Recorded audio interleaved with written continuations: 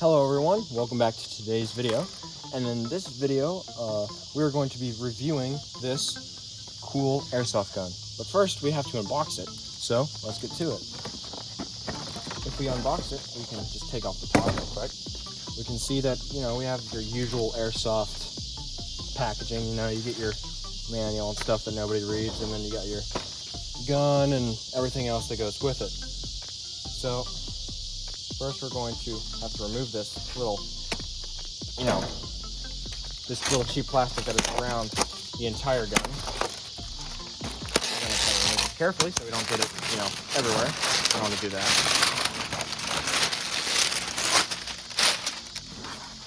All right, so a couple things fell out, but in these things, we have some BBs. We have a little cheap sling.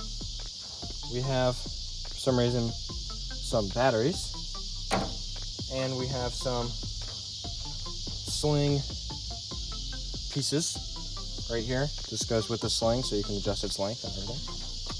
And we have some tools. These I believe are for adjusting your hop up or other stuff. And we have a nice little battery. This battery will go with the red dot that comes with this. However, the red dot that comes with this isn't, the best. It's just your generic cheap red dot optic. If we go back a little bit further and peel this back, right here we have the magazine.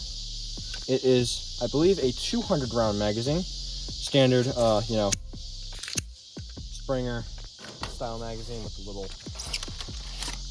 thing right there. And here we have the little cheap flashlight. The batteries, I believe, or the batteries do go right there for the flashlight. And yeah, this is another, little cheap flashlight, which doesn't work very well. And we'll have a clip of us using the flashlight right now. As you can see, it's very dark.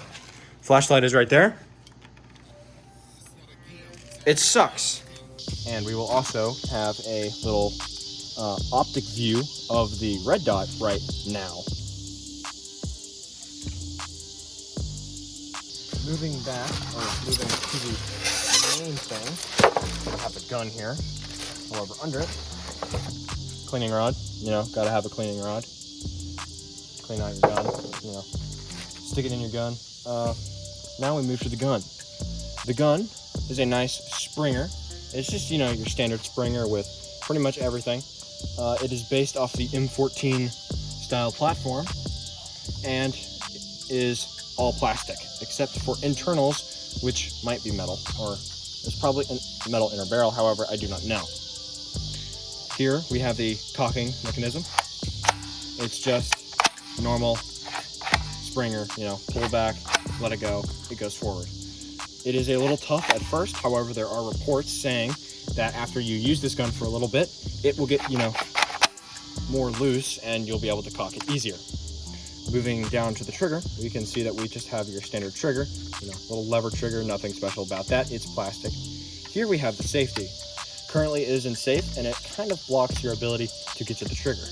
However, if we move it like into that position, we will now see that it is in not safe, like so. That is dry firing, right? The optics, the red dot, or not the optic, or the iron sights are just a little ring sight with a 3-prong front sight, like most, things like M4s and things like that. However, it's obviously not an M4, sight. We have the magazine release. It is a paddle magazine release, just like the MP5 or other platforms like that. The magazine right here, which is plastic, goes in like so and comes out like so. Press the paddle and pull the magazine. There you go. The handle is just a normal, handle like that. The stock is plastic with one sling mount adapter, or not sling mount adapter, but sling, mount.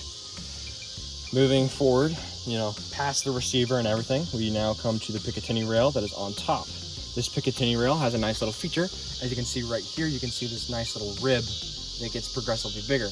That is for when you aim down. That is for when you aim down the sights. That the Picatinny rail would actually block the sight. It would block you from seeing the sight in the way it does now. So it's a nice little feature they have. The Picatinny rail is, it's pretty decent. I wouldn't trust it to keep zero with certain optics, like some red dots and whatever, because it's plastic. What's it gonna do? It's gonna mold to your red dot.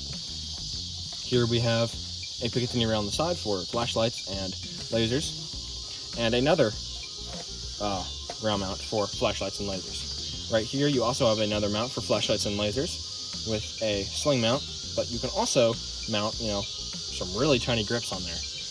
Get a nice little C grip on there, and boom, there you go. That is pretty much everything on the gun. However, right here we can see the muzzle. The muzzle is just, standard 4-inch muzzle. I don't believe you can take this off because there appears to be no way you can. All right, now let's move on to putting the attachments onto the gun. Here we have the red dot. The way you get the red dot on the gun is by unscrewing these two screws right here, and it will eventually, once you do it long enough, you will see that there is no longer the screw sticking out of the nut that is right there, and that will be a good indication that you have wound it so far to probably shouldn't be doing it any longer, otherwise you might unscrew the thing, and that would not be good. I have been unscrewing this the wrong way.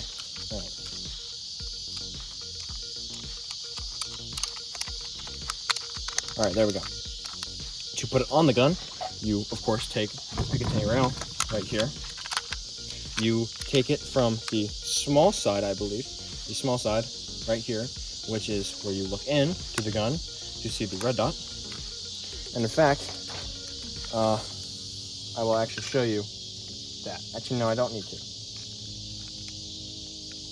All right, so going back to this, you take it on, you put it on like so, like that, and you put it wherever you like. I like my red dots, typically farther away from my face. However, everyone's different, and you just have to tighten these screws until they get too tight or tight enough. And once they are fully tightened, you will now have your optic mounted to your gun. Here you go.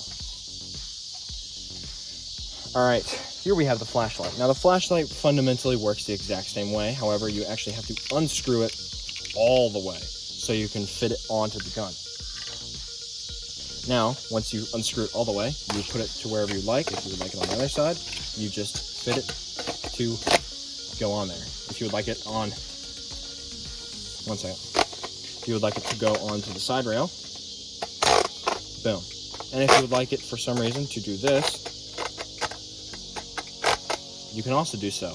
However, it kind of blocks the view of your optic, so I don't know how much you would want to do that.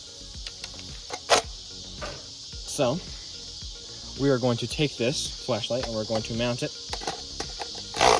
right about here. All right, or actually no, we're going to put it a little farther up, and then we're going to take the screw and we're going to put it back in. Next week we will be having a more in-depth review, or actually no, we won't. We'll be having the short review of this, so people that decided they weren't going to sit through this short little video to figure out everything about this little gun. Yeah, now we have it mounted on here.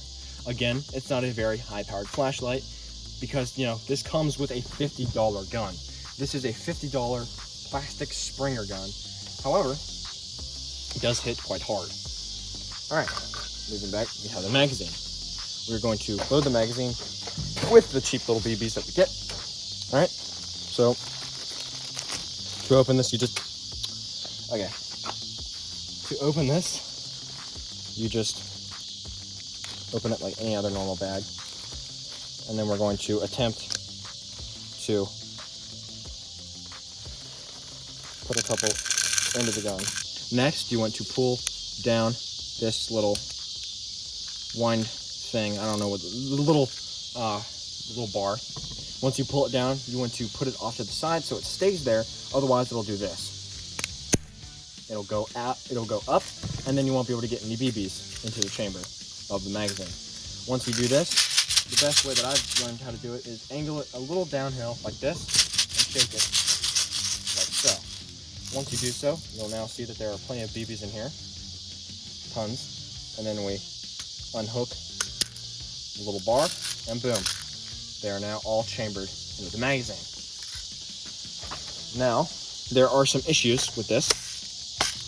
Once you put the magazine in, only cock it once. Overcocking, with the way that this magazine system works, if you put in more than one, BB at it, if you cock it twice, you will actually get 2 BBs. However, they will not come out the barrel, so you can't, shotgun it, which is, it just sucks, but, that's how it works. And if we angle it, we will now hopefully fire. There you go.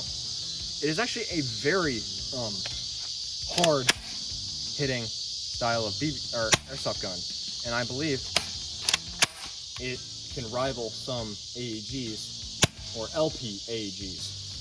I hope you all enjoyed this nice little short video. If you did enjoy this video, please make sure to drop a comment. Please also make sure to share this video with a friend, and if you made it this far, thank you. Yeah, I guess there's really nothing else to say here, except hope you enjoyed the video. See you next week, and yeah, have a good rest of your day.